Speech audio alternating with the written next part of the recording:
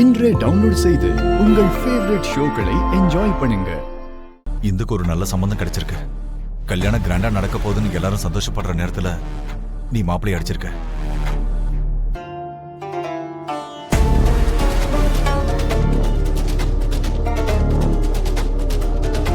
அவங்க இப்ப இந்த கல்யாணம் வேணான்னு சொல்றாங்க.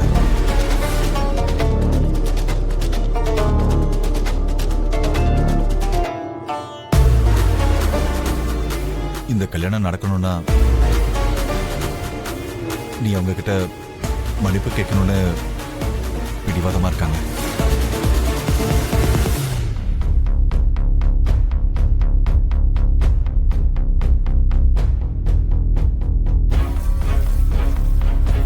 என்னது?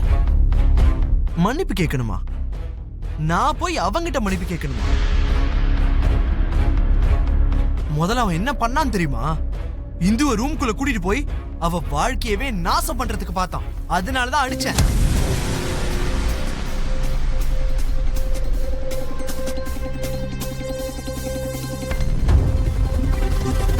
இருந்தாலும் அவன் கட்டிக்க போற பொண்ணு தானே. கட்டிக்க போற பொண்ணுதான். ஆனா இன்னும் பொண்டாட்டி ஆகலல்ல.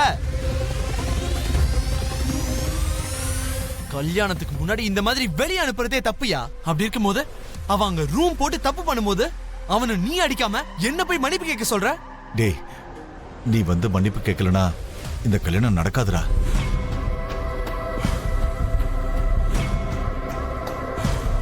நீலா ஒரு அப்பனாயா? பெத்த பொண்ணோட வாழ்க்கைய நாசமாக்குறதுக்கு ட்ரை பண்ணவன்னு தெரிஞ்சும் இந்த கல்யாணத்தை நிறுத்தாம என்கிட்ட வந்து பேசிட்டு இருக்க. போய் மன்னிப்பு கேளு, மன்னிப்பு கேளாம். வெக்கமா இல்ல உனக்கு? எல்லாருக்கும் அந்த சம்பந்தம் பிடிச்சிருக்குடா. இப்ப உன்னாலதான் அந்த சம்பந்தம் கைவிட்டு போகுதுன்னு சொல்றாங்க. யாரோ சொன்னாங்கன்னா நீ எப்படி என்கிட்ட வந்து கேட்கலாம்? உண்மையிலே நீ ஒரு நல்ல தகப்பனா அந்த கல்யாணத்தை கேன்சல் பண்ணிட்டு வேற ஒரு மாப்பிள்ளைய பாரு.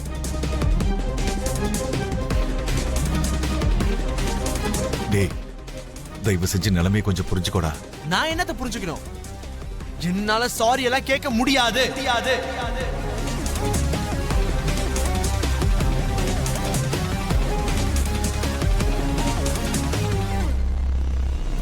கண்ணுல அவன் பட்டானா இன்னொரு தடவை அவனை அடிப்பேனே தவிர அவன் கிட்ட எல்லாம் மன்னிப்பு கேட்க முடியாது.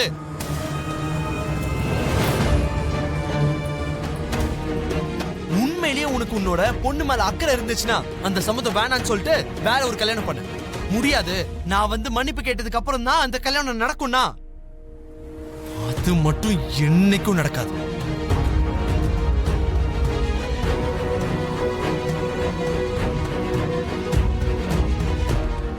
இன்னொரு தடவை இந்த விஷயத்தை பத்தி பேசணும்னு என்னோட வீட்டுக்குள்ள கால் எடுத்து கூட வைக்காத.